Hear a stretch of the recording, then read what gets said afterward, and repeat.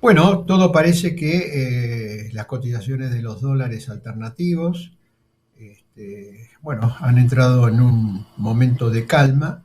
dado un conjunto de medidas muy drásticas que tomó el gobierno nacional, especialmente el Banco Central, en acuerdo con el Ministerio de Economía, de utilizar las reservas y también el canje de bonos para evitar que los dólares alternativos y en especial el dólar blue superara el techo que había alcanzado de casi 500 pesos por dólar, lo cual estaba llevando a una situación prácticamente ingobernable. Desde el punto de vista político, el gobierno estaba en una situación que parecía que ya no controlaba absolutamente nada, y ahí es donde decidieron tirar toda la carne al asador, inclusive desobedeciendo o no acatando del todo el acuerdo con el FMI y explicándole al FMI que bueno, la situación había llegado a un límite y que si no intervenían el mercado financiero se lo llevaba puesto al gobierno. El dólar blue retrocedió prácticamente unos 30 pesos, volvió a cotizaciones anteriores y con esas medidas extremas, más la suba de la tasa de interés para los plazos fijos, que fue elevada primero 3 puntos, fue totalmente insuficiente, se elevó después 10 puntos más y está en el 91% anual, que si uno renueva todos los meses el plazo fijo con los intereses, y estaría llegando ya a un 140% de rendimiento nominal. Bueno, toda la artillería está colocada allí y además hay que agregar que por razones políticas, Estados Unidos, cuya presencia en el Fondo Monetario Internacional es prácticamente clave para la toma de decisiones de ese organismo financiero internacional, estaría bregando para que el FMI le dé alguna suerte de crédito o adelanto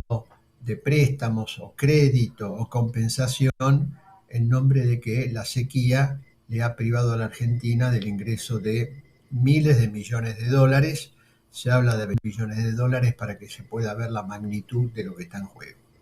Ahora, sin embargo, a pesar de todo esto, la inflación está haciendo de las suyas. Se comenta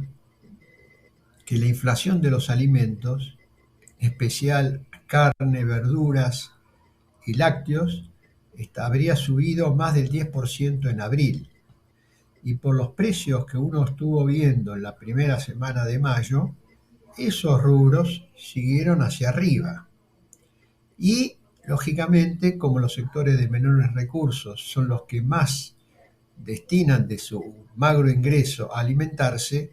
la inflación de los alimentos le pega mucho más que al resto de los sectores. O sea, todos sufren la inflación, pero se ensaña más con los sectores más pobres y en especial con los indigentes, ya que cuando uno observa qué es lo que ha pasado en el primer cuatrimestre, en los primeros 4 meses de este año, bueno, ya la inflación de los alimentos estaría rondando el 40%. 40%, para que se vea la magnitud de lo que está en juego. Esto lleva también a otro tema. Como la inflación, en lugar de desacelerarse,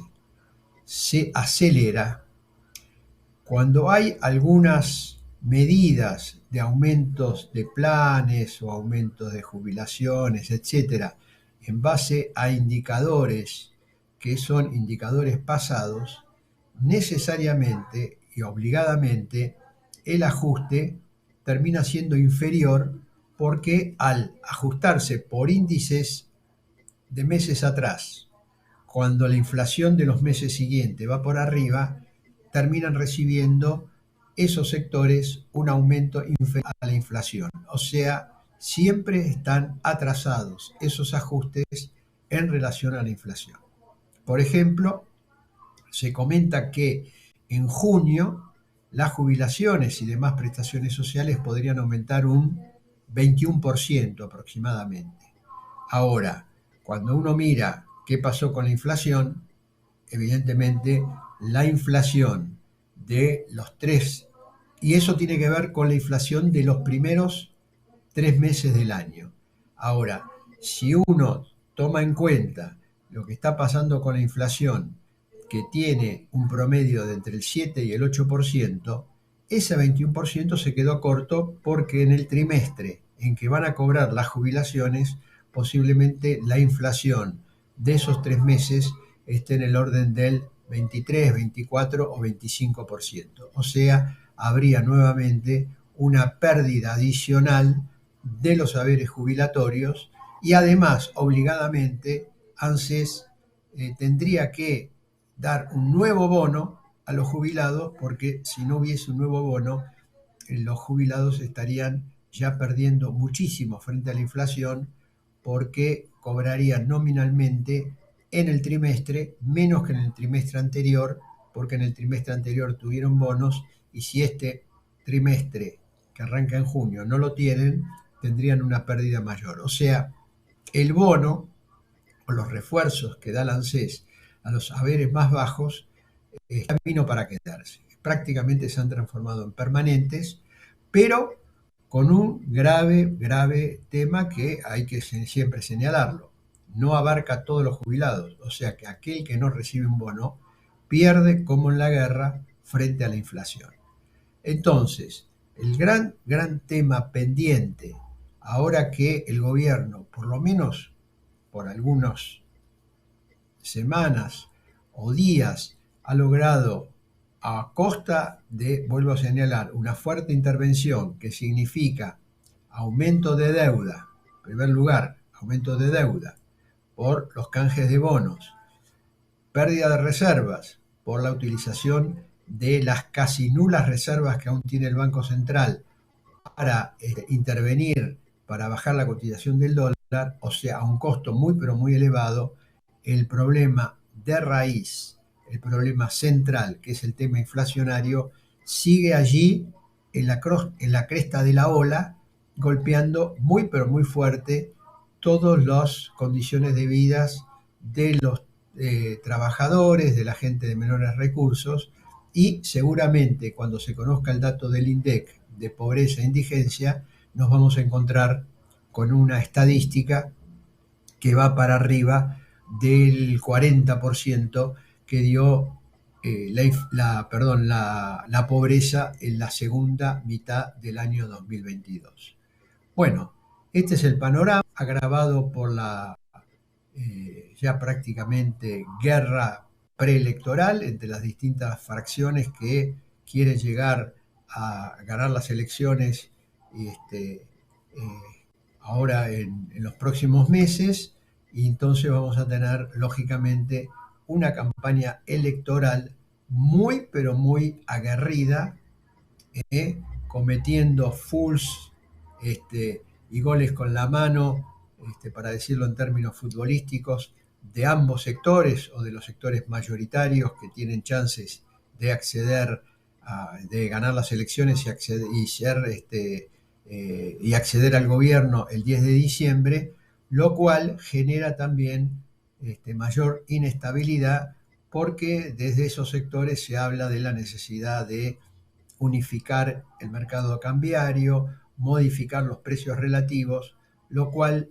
en criollo significa devaluar muy fuerte el peso argentino, y ni hablar la dolarización, que ya sería llevar la cotización del dólar para hacer el intercambio de monedas de pesos por dólares, quizá a niveles impensables. Se habla de 3.000, 5.000,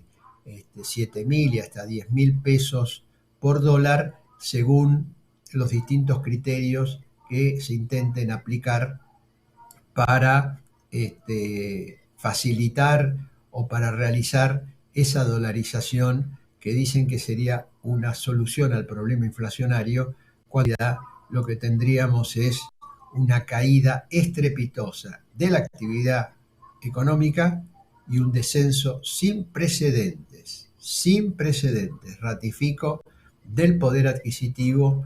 de los trabajadores, de los jubilados y prácticamente de la mayoría de la población argentina. Este es el cuadro de situación, estando ya a comienzos de mayo y faltando ya muy pero muy poco para que la campaña electoral entre en la recta final.